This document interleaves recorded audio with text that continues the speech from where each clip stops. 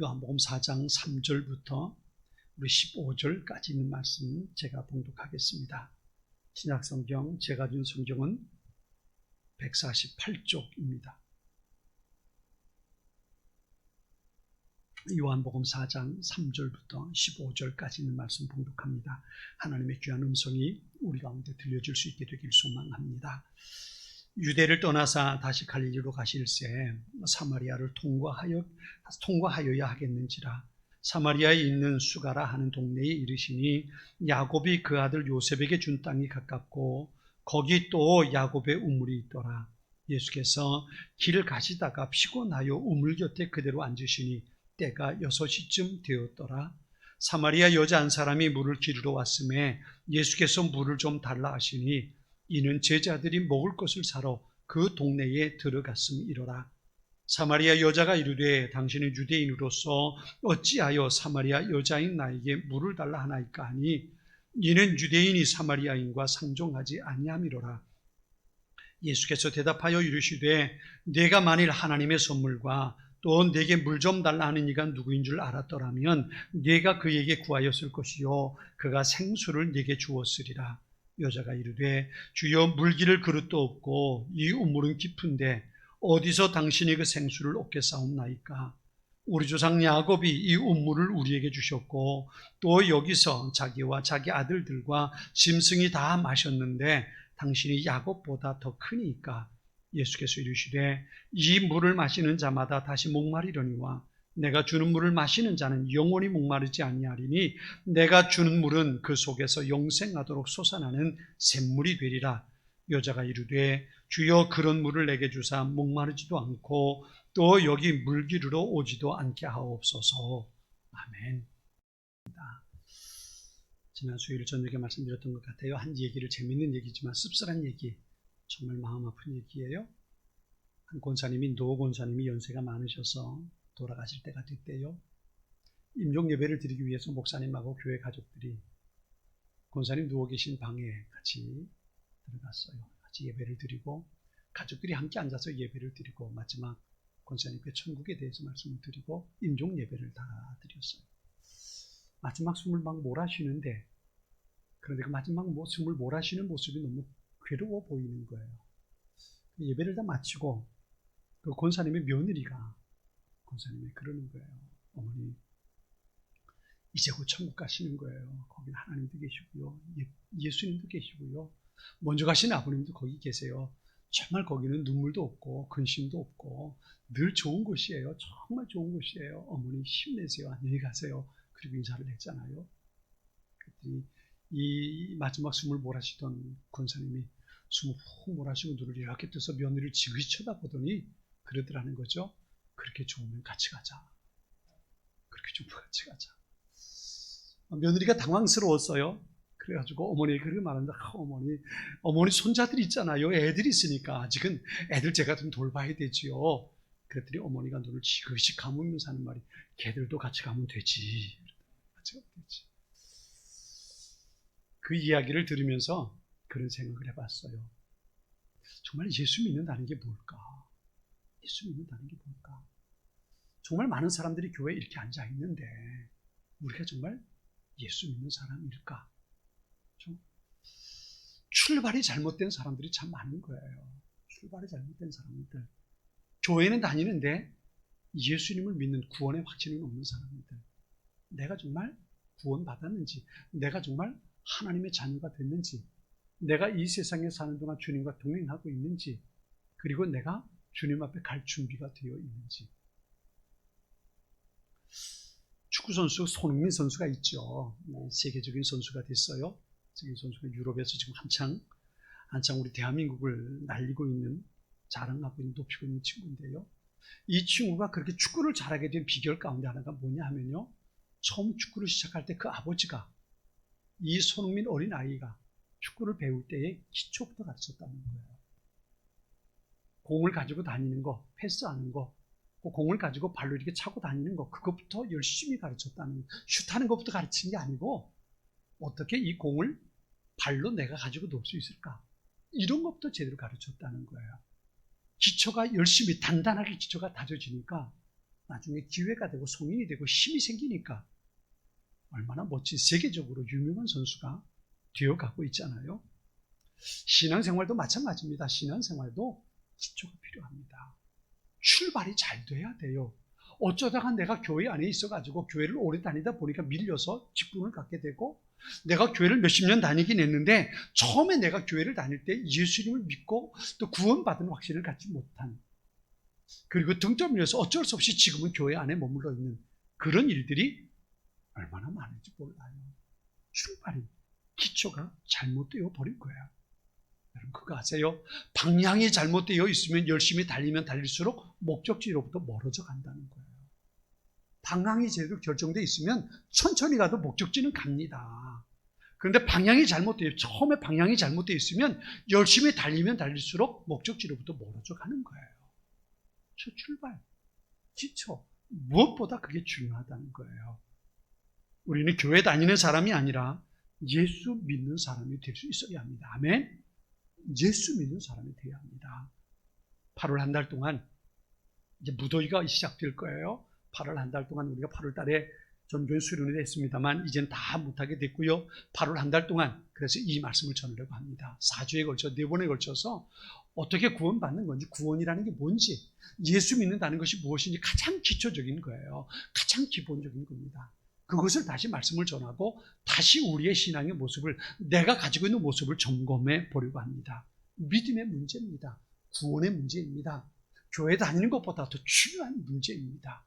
4주 동안 말씀을 다루고 마지막 이번 달 마지막 주에 한가족 주일에는 구원받았다는 것이 어떤 것인지, 거듭남이 어떤 것인지 거기에 대해서 한번 간증을 들어보는 시간을 가지려고 합니다.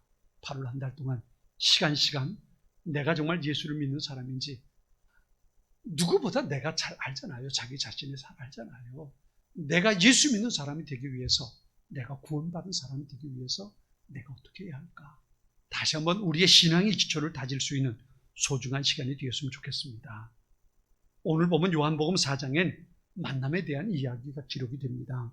예수님과 사마리아 수가라는 동네의 한 여인이 우물가에서 만나는 이야기가 오늘 본문에 기록이 되어 있습니다. 사람은 만남을 통해서 인생이 완성되어 갑니다. 칼 바르트라는 신학자는 그런 말을 했어요. 의미 있는 타자가 있고 절대적인 타자가 있다 그랬어요. 의미 있는 타자라는 무슨 말이냐 하면, 내가 지금까지 살아오는 데 있어서 영향을 끼친 사람들을 말합니다. 어떤 사람들은 내게 부정적인 영향을 끼친 사람도 있고요. 어떤 사람은 내게 긍정적인 영향을 끼친 사람도 있습니다. 아무튼 내가 지금까지 살아오면서 만난 많은 사람들, 내 인생의 삶 속에서 내가 만난 수많은 사람들이 있습니다. 가장 대표적인 사람이 누굴까요? 가장 먼저 만나는 사람이 우리의 부모님이죠. 부모님이에요. 그리고 가족들을 만납니다. 그리고 친구를 만나고요. 그 다음에 스승을 만나고요. 그리고 배우자를 만나고요. 그리고 우리가 사회생활하면서 또 수많은 사람들을 우리가 만나게 됩니다. 그런데 그 사람들 가운데 내 삶의 의미를 줄 만한 영향을 끼친 사람들이 있죠. 어떤 사람은 내게 좋은 영향을 끼쳐서 내가 힘들고 어려울 때 일어설 수 있도록 도움을 준 사람도 있고요. 내가 새로운 가치관을 가지고 살아가는데 도움을 준 소중한 사람들도 있습니다. 그분이 부모님일 수도 있고 선생님일 수도 있고 혹은 친구일 수도 있겠지요. 혹은 배우자가 될 수도 있을 겁니다. 그렇게 내게 좋은 영향을 끼친 사람들이 있어요. 그런가 하면 내게 부정적인 영향을 끼친 사람들도 있죠. 내 마음을 아프게 하고 내 안에 상처를 갖게 하고 내 안에 분노를 갖게 만든 사람들도 있단 말이에요. 그 모든 사람들은 의미 있는 타자라 그렇게 말했어요. 그런데 절대적인 타자가 있다 그랬어요. 이 절대적인 타자는 누구를 말하냐면 내 인생에 결정적인 영향을 끼친 사람을 말합니다. 그런데 칼 바르트는 말하기를 그분이 바로 예수입니다. 예수입니다. 내가 예수님을 만날 때에 내 삶에 새로운 인생의 방향이 결정된다라고 그분은 그렇게 말했어요. 그러니까 예수님을 만남으로 그 인생이 새롭게 형성되는, 새로운 방향으로 옮겨져가는 그런 일들이 시작된다는 거지요. 자, 오늘 본문에 있는 이 만남을 살펴보자고요. 오늘 본문에 나오는 한 여인을 한번 생각해 보려고 합니다. 사마리아 수가라는 동네에 사는 여인입니다. 그런데 오늘 본문에 나오는 상황을 보면 이 여인이 자라왔던 성장 과정 속에 만났던 사람들은 이 여인에게 부정적인 영향을 끼친 사람들이 많았던 겁니다. 그의 가정 형편이 어떤지 우리는 몰라요. 그의 부모님들이 어떤 사람들인지 우리는 알 수 없습니다. 그가 어릴 때 친구가 누구였는지, 혹은 그가 배웠던 선생님이 누군지, 그가 가까웠던 친구가 누군지 우리는 알 수 없습니다. 그런데 오늘 보면 이 요한복음 4장에 나오는 이 여인의 모습을 보면 그 여인이 어떤 사람들을 만났었는가를 우리가 상상해 볼 수 있습니다. 한 가지 증상을 말하면요, 여인은 대인 기피증을 가지고 있었어요. 사람들을 만나는 걸 두려워했어요. 통상적으로 유대인들은 이것이 광야거든요. 낮에는 뜨거운 지대거든요. 그래서 물을 길러 가면, 요즘에 수도꼭지 주방에서 딱 틀면 다 나오지만 이때만 해도 우물로 물을 길러 다녀야 되는 거거든요. 그런데 대개 언제 물을 길러 가냐 하면 아침에 해가 뜨기 전에, 혹은 저녁에 해가 지고 나서. 왜냐하면 해가 뜨고 나면 뜨거워서 대낮에 다니는 게 불편해요. 힘들어요. 그래서 해가 뜨기 전이나 해가 지고 난 후나 선선할 때에, 해가 가리워졌을 때 물을 길러 다녔거든요.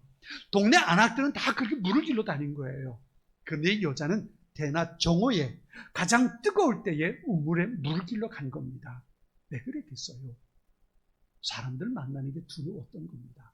사람들의 시선을 두려웠던 거예요. 뿐만 아니라 나중에 예수님과의 대화를 보면 예수님께서 그러셔요. 내 남편 데려와라. 그랬더니 여자가 말합니다. 난 남편이 없습니다. 그랬더니 예수님, 그래요. 맞다. 네게 지금, 네가 전에 남자가 5 있었는데 그 남자들 모두 다 네 남편 아니고 지금 같이 있는 남자도 네 남편 아니지? 그리고 예수님 말씀하시는 거예요. 이 말씀을 가지고 보면 이 여인이 어떤 삶을 살았는가 우리가 알 수 있잖아요. 이 여인이라고 해서 어렸을 적부터 이렇게 살고 싶었겠습니까? 아마 이 여인의 어린 시절엔 이 여인도 마찬가지로 꿈 많은 시절을 보냈을 거예요. 나도 멋진 남자 만나서, 백마탄 왕자 만나서 내가 결혼하고 사랑하고 내 행복한 가정을 이루며 살았으면 좋겠다. 이 여인도 어릴 땐 그런 꿈을 안 꿨겠습니까? 그런 꿈을 가지고 살았겠지만 지금 그의 모습은 전혀 그렇지 못했어요. 이전에 5 남자가 있었는데, 그런데 모두 정상적인 이 여자의 남편 아니고 지금 있는 남자도 이 여자의 남편이 아니라는 거예요. 그럼 무슨 얘기예요? 이 여인은 성적으로 굉장히 윤리적으로 문란한 여인, 문제가 있는 여인이라는 거죠. 그러니 동네 사람들이 여인을 보면서 무슨 얘기를 했겠습니까? 저 여자 때문에 우리 동네 물이 흐려져. 얼마나 비난했겠습니까?